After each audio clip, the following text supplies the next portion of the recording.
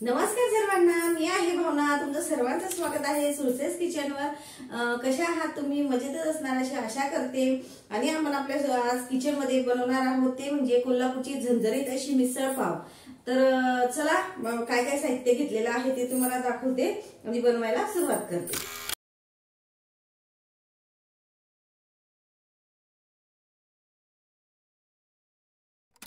चला तर मग आपण साहित्य बघूया. ही आपण शिजून घेतलेली ही मटकी आहे, त्यानंतर हा बारीक चिरून घेतलेला टोमॅटो आहे, त्यानंतर कांदा, त्यानंतर कोथिंबीर, हे आलं लसूण जिरं हे पण मी बारीक वाटून घेतलेलं आहे, त्यानंतर हा कोल्हापुरी मिसळ मसाला आहे आणि आपलं हे लाल तिखट आहे. तर चला मग पटापट बनवायला भाजी बनवायला आपण सुरुवात करूया. मी तर कढईमध्ये तेल तापायला ठेवलेलं होतं, त्यामध्ये आता आपण थोडीशी मोहरी टाकून घेऊया.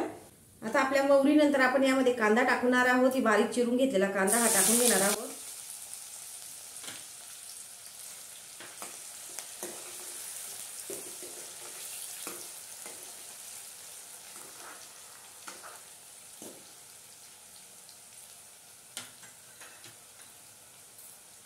कांद्याला आपण छान गुलाबी रंग येईपर्यंत असा परतून घेणार आहोत. हे बघा आपल्या कांद्याला छान असा गुलाबी रंग आलेला आहे, परतला गेलेला आहे. त्यामध्ये आता आपण हा बारीक चिरून घेतलेला टोमॅटो आहे ना तो टाकणार आहोत.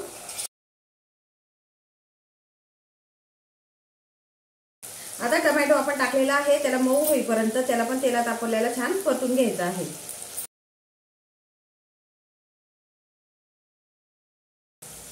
टोमॅटो थोडासा मऊ झाल्यानंतर आपल्याला हे आलं लसूण आणि जिरं आहे ते आपल्याला आता यामध्ये टाकून घ्यायचं आहे. आपल्याला अगोदर यासाठी नाही टाकायचं हे की ते जळून जातं ना, त्यामुळे आपल्याला हे आता टाकून घ्यायचं आहे आणि याला पण छान असं तेलामध्ये परतून घ्यायचं आहे.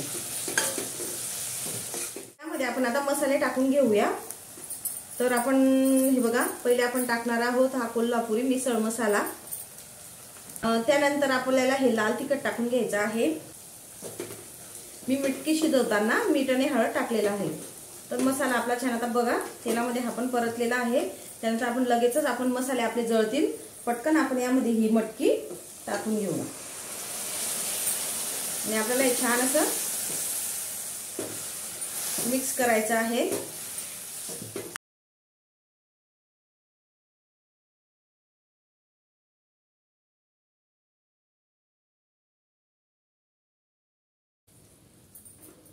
तर बघा हे छान मी मिक्स करून घेतलेलं आहे. यामध्ये तुम्हाला हवं त्याप्रमाणे तुम्हाला जितका रस्सा हवा असेल त्याप्रमाणे तुम्ही यामध्ये पाणी ऍड करू शकता. तर मी आता यामध्ये 1 ग्लास पाणी टाकणार आहे. तर यामध्ये मी हे 1 ग्लास पाणी टाकून घेणार आहे.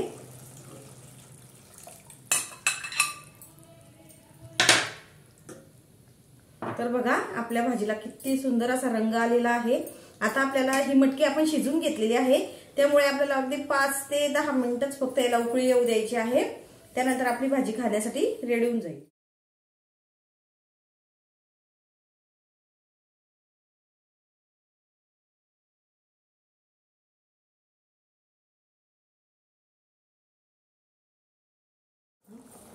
हे बघा 5 ते 7 मिनिटं झालेले आहे. आपल्या भाजीला छान उकळी आलेली आहे. त्यानंतर आपल्याला ही बारीक चिरून घेतलेली ना छान कोथिंबीर अशी त्यावरून टाकायची आहे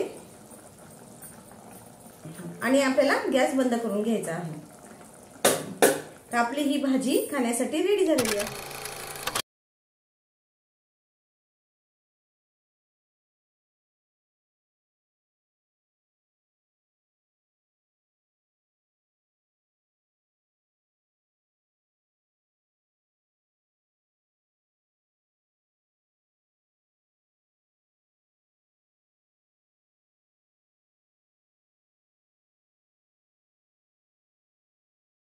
तर मग तुम्ही बघितली असेल आपली कोल्हापुरी झणझणीत अशी मिसळ पाव कशी झालेली आहे ते. आणि तुम्हाला जर मिसळ पावचा व्हिडिओ आवडला असेल तर माझ्या चॅनलला नक्की सबस्क्राईब करा आणि व्हिडिओला पण लाईक करा आणि असे नवनवीन व्हिडिओ बघण्यासाठी बेल आयकॉनला पण प्रेस करा, जेणेकरून मी जेव्हाही व्हिडिओ टाकेल तर तुम्हाला नोटिफिकेशन येईल आणि तुम्ही माझा व्हिडिओ एन्जॉय करू शकाल. आणि चला तर मग पुन्हा भेटूया पुढच्या व्हिडिओमध्ये. तोपर्यंत सर्वांना नमस्कार.